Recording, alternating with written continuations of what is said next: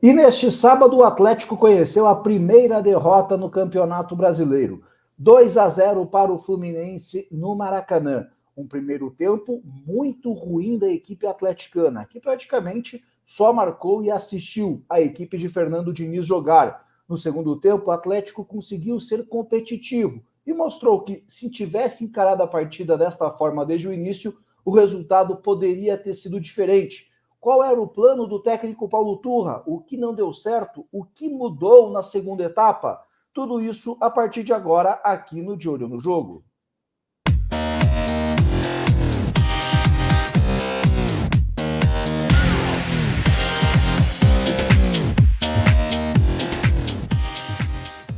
Começando o conteúdo com aquele pedido de sempre. Para você, por favor, se inscrever aqui no De Olho no Jogo. Estamos chegando à marca de 8 mil inscritos, uma marca importante, um número interessante. E vamos fazer um sorteio de camisa aí do Atlético, do Coritiba, do Paraná Clube, para todos vocês que curtem o canal assim que esse número for alcançado. Então, conto com a sua colaboração. Faltam aproximadamente aí 220 pessoas. Então se inscreva aqui no canal, espalhe para seus amigos, familiares, colegas de trabalho, ajude o De Olho no Jogo a chegar a 8 mil inscritos, porque estamos sempre aqui falando do futebol paranaense, especialmente da dupla Atletiba. Muitas vezes reclamam que a mídia, os canais lá do eixo não dão muita bola para os times daqui, então vamos também dar uma força para a galera que está sempre falando aí de Atlético, Coritiba e também Paraná Clube. Então se inscreva aqui no canal, deixa o seu like, isso é muito importante para o YouTube recomendando os conteúdos, os materiais do De Olho no Jogo cada vez para um número maior de pessoas. Conto com a colaboração de todos. Chegando a 8 mil inscritos, sorteio de uma camisa oficial do Atlético, do Coxa ou do Paraná Clube para vocês que curtem aqui o canal.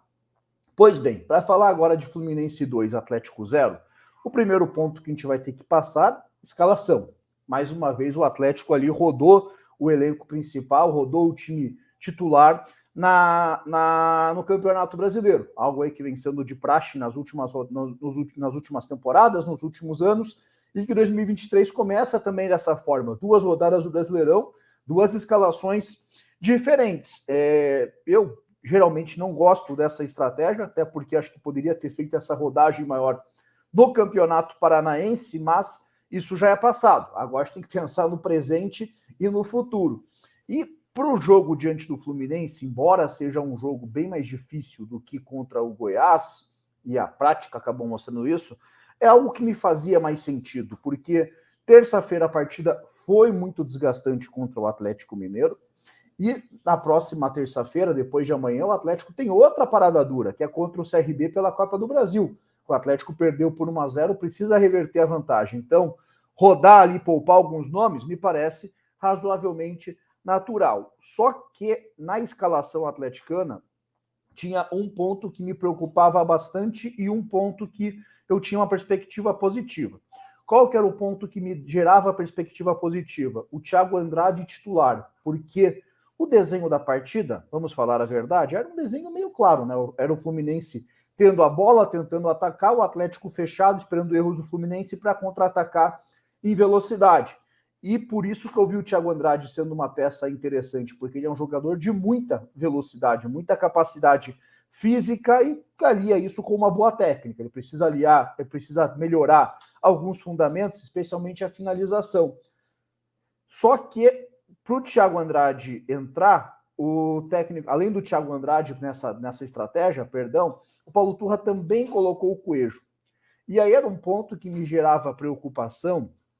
Não que eu acho o Coelho um perna de pau, já cansei de falar aqui no canal, mas o Coelho não é um jogador confiável. Eu não acho o Coelho confiável com e sem a bola. Sem a bola ele dá a sua contribuição, tem se esforçado, fato, mas não é um grande marcador. É bem diferente de um Canóbio, por exemplo. Então, qual que é o ponto, qual que é o lado normal do Coelho jogar? O lado esquerdo. O lado esquerdo teria Pedrinho e Coelho para marcar ali Samuel Xavier, André, Arias, o Ganso se aproximando, o lado direito do Fluminense é o lado forte. Então, causaria um desequilíbrio muito grande, não seria um lado confiável na marcação atleticana. Então, para encaixar isso tudo, o que o Paulo Turra fez? Colocou o Thiago Andrade na esquerda, o Coelho na direita. Só que aí, mais até do que a questão dos lados, foi a questão do pensamento. Os dois mais marcaram do que jogaram. Então, essa possibilidade do contra-ataque, da velocidade do Thiago Andrade, inexistiu, porque o Atlético pouco ficou com a bola. Primeiro tempo chegou a ter momentos ali, 77% de posse de bola do Fluminense contra 23% do Atlético, e o Atlético trocando poucos passes até, e nem digo questão de trabalhar a bola para igual o Fluminense, não é isso, mas para você conseguir contra-atacar, você tem que trabalhar minimamente a bola. O Atlético com 23% de posse, convenhamos, é muito difícil você conseguir executar jogadas de forma positiva tendo um número tão baixo assim da posse de bola. É até mesmo questão, dar um chutão para frente para o cara sair na velocidade. Esse chutão, quando você faz sem estar pensado, sem estar conseguindo trabalhar bem posicionado, você só vai devolver a bola para o adversário. Então, essa estratégia, tendo o Thiago Andrade pela esquerda, Coelho pela direita, inexistiu. Não fez sentido nenhum, mas ajudaram a marcar e não ajudaram bem do que conseguiram ter qualquer tipo de produção ofensiva. Aí no meio de campo era o Fernandinho mais recuado, tendo o Eric e Léo Cittadini mais à frente. Só que também, jogadores de muita força física, o Cittadini jogou por isso, acredito eu, para tentar fazer essa marcação na equipe do Fluminense, mas pouco produziu. E quando o Cittadini machucou, aí acreditava, pô, agora ele vai lançar um Vitor Bueno da vida para colocar alguém para trabalhar essa bola, para pensar melhor o jogo, e coloca o Hugo Moura, mantém a estratégia mesmo perdendo o jogo por 1-0. Então foi um primeiro tempo muito, mas muito ruim da equipe atleticana, escapou de uma boa, escapou de tomar um placar elástico ali, o próprio Eric, Thiago Heleno, o Pablo, jogadores que falaram ontem na zona mista no Maracanã, todos passaram pelo assunto, inclusive o Eric usou o termo, 1-0 ficou barato, era para ter sido 2, 3-0, então o que a gente tinha de positivo para o intervalo era que era um placar ainda reversível. O Atlético não estava conseguindo jogar. O Atlético finaliza a primeira bola contra a meta do Fábio aos 52 minutos do primeiro tempo. Uma jogada que o Pablo está com a bola pela esquerda, faz um lançamento ali para o Madson, que faz muito bem essa diagonal. O Madson domina, bate na saída do Fábio, a bola vai pela linha de fundo. Foi a única finalização do Atlético em todo o primeiro tempo. 52 minutos de jogo. Então, foi um primeiro tempo em que não foi competitivo. O Atlético, com essa estratégia de ficar todo atrás, não conseguiu contragolpear, não conseguiu marcar, não fez... Para não dizer que não fez nada bem, o Fluminense teve poucas oportunidades cara a cara com o Bento.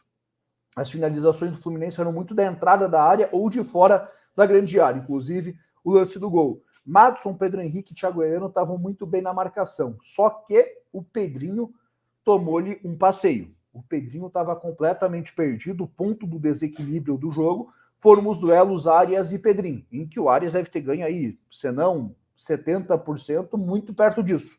A cada 10 tentativas, 7 o Arias passava pelo Pedrinho, conseguia criar alternativas para o Fluminense. Isso que o Thiago Heleno salvou o Pedrinho muitas vezes, isso que teve gol anulado do Fluminense em erro do Pedrinho. Então foi uma partida ali do Pedrinho, mais uma vez, desastrosa. Algo que venho falando aí desde o Campeonato Paranaense, desde o início do ano, que esse lado esquerdo defensivo do Atlético me gera muita preocupação.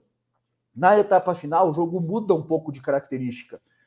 Por quê? Porque o Atlético passou a ser competitivo. No intervalo da partida, o Paulo Turra coloca o Vitor Bueno na vaga ali do Fernandinho para pensar um pouco o jogo, e o Rômulo na vaga do Thiago Andrade. Aí devolve o Coelho para o lado esquerdo, o Rômulo pelo lado direito, dá força física para esse time atleticano, que adianta a sua marcação, vai tentar pressionar a saída de bola do Fluminense, começa a finalizar, não criou situação de gol, não criou oportunidade clara de gol, o Fábio não fez nenhuma defesaça na partida, mas pelo menos passou a ser um jogo equilibrado, um jogo competitivo, em que o Fluminense, fazendo a saída de bola, poderia cometer um erro, gerar uma situação de perigo para o Atlético, uma finalização de longa distância poderia levar perigo contra o Fluminense, um lance de bola parada.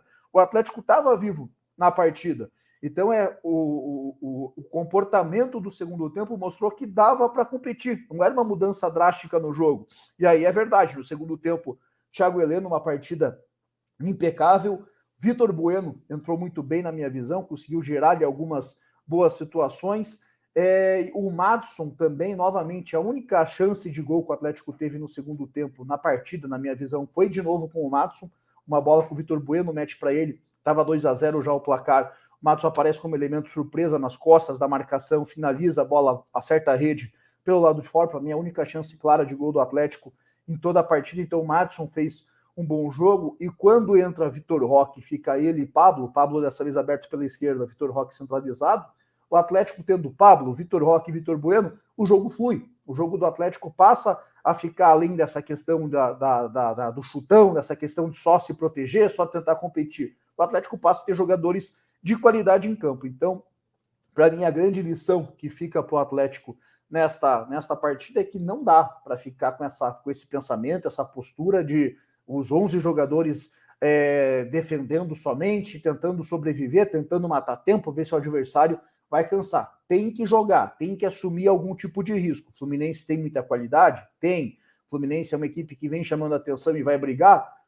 Provavelmente vai brigar e tem chamado bastante atenção, mas quando o Atlético tentou competir, quando o Atlético também tentou jogar, equilibrou ali as ações, mesmo que sem ter levado grande perigo contra a meta do Fábio, correu risco também em contra-ataque. Pedrinho continuou sendo um ponto de desequilíbrio na partida, muito mal o Pedrinho, o Arias forçando bastante por ali, quando ficou Pedrinho e Coelho pelo lado esquerdo, essa diferença aumentou, continuou sendo ali muitas chances criadas, faltas cometidas, mas o Atlético no segundo tempo mostrou que tem condição sim de competir. Me lembrou muito contra o Flamengo, no Maracanã, na Copa do Brasil do ano passado, quando o Atlético de novo também entrou com esse pensamento, né? 3 zagueiros, 3 volantes, ali até a escalação era mais defensiva e que foi bombardeado. Primeiro tempo lá também, o Atlético chutou uma bola pro gol, 2 bolas pro gol, tomou bola na trave, o Bento fazendo um monte de defesa, me lembrou muito aquilo. Claro que pressões diferentes, resultados diferentes, competições diferentes, mas o Atlético é um clube que se colocou num patamar aí que não faz sentido ficar jogando dessa forma aí. É uma partida de campeonato brasileiro contra um adversário que é um concorrente direto. Se o Atlético tem a ambição de brigar na parte de cima da tabela, Fluminense é assim um concorrente direto da equipe atleticana. Mas agora quero saber de vocês. Como que vocês avaliaram Fluminense 2, Atlético 0? Concordam comigo que o primeiro tempo foi inaceitável para um time que está no patamar do Atlético, que tem as ambições do Atlético, que melhorou no segundo tempo? Concordam que Matson, Pedro Henrique, Thiago Heleno, Vitor Bueno e Pablo foram os principais jogadores atleticanos na partida e que o Pedrinho e Coelho foram os pontos de desequilíbrio da equipe atleticana? Thiago Andrade também muito mal, mas aí dou um desconto até pela postura do time no primeiro tempo. Comentem livremente aqui na caixa de comentários e deixa o seu like para o De Olho no Jogo seguir em crescimento aqui dentro do YouTube. Para fechar, KTO.com, acessa lá, faça o seu registro, use o cupom De Olho, tudo maiúsculo, tudo junto. Meio de semana tem Copa do Brasil. Terça-feira já fiz aqui minha fezinha. Vou colocar para vocês. Vitória do Atlético contra o CRB, vitória do Cruzeiro contra o Náutico e menos de 4 gols em Ituano e São Paulo. Essa combinação toda, 2,16 para 1. Você vai lá e deposita 25 pila, assim como eu fiz, R$ 54 de retorno. Então, vitória do Atlético contra o CRB, o Atlético está em desvantagem, precisa vencer para pelo menos levar a decisão para os pênaltis. Jogo na Arena da Baixada, para mim, Atlético bem favorito para o duelo, apesar da derrota de ontem. Cruzeiro e Náutico, Cruzeiro, mesmo cenário, precisa vencer para pelo menos levar a decisão para as penalidades máximas, embalado pela vitória de ontem contra o Grêmio. Ituano e São Paulo empataram o jogo de ida. São duas equipes aí que o São Paulo meteu 3 gols ontem, é verdade, mas equipes aí que fazem jogos muito equilibrados, por isso que estou apostando até 3 gols nessa partida, menos de 4 gols no duelo. 2,16 para 1. Deposita 25 pila, investe 25 pila, dando boa R$ 54 de retorno. Então, faça a sua fezinha, acesse lá KTO.com, use o cupom De Olho, tudo maiúsculo, tudo junto, você ganha 20% de bônus. Na sequência aqui vai ter vídeo amanhã sobre o Coritiba, vai ter vídeo sobre Antônio Carlos Zago, vídeo de Atlético e CRB, aí falarei se deu boa ou não aqui essa aposta, esse palpite, essa indicação para vocês aqui no De Olho no Jogo. Também podem comentar livremente o que vocês acham que vale a pena apostar neste meio de semana de Copa do Brasil, mas acessem lá KTO.com, a grande parceira do De Olho no Jogo. Um abraço a todos, uma ótima semana e vamos nos falando. Nessa segunda-feira tem conteúdo sobre Coritiba e Fortaleza. Na segunda noite, conteúdo sobre Antônio Carlos Zago, novo técnico da equipe do Coritiba. Na terça-feira tem um jogo entre Atlético e CRB pela Copa do Brasil. Vamos ter resenha daí pós-jogo, provavelmente na quarta de manhã, porque o jogo é 9h30 da noite, então na quarta de manhã publico um vídeo aqui falando do duelo pela Copa do Brasil. Quinta-feira, uma resenha aqui, um conteúdo sobre Coritiba Esporte também na Copa do Brasil. Então, essa programação no De Olho no Jogo. Um abraço a todos, uma ótima semana.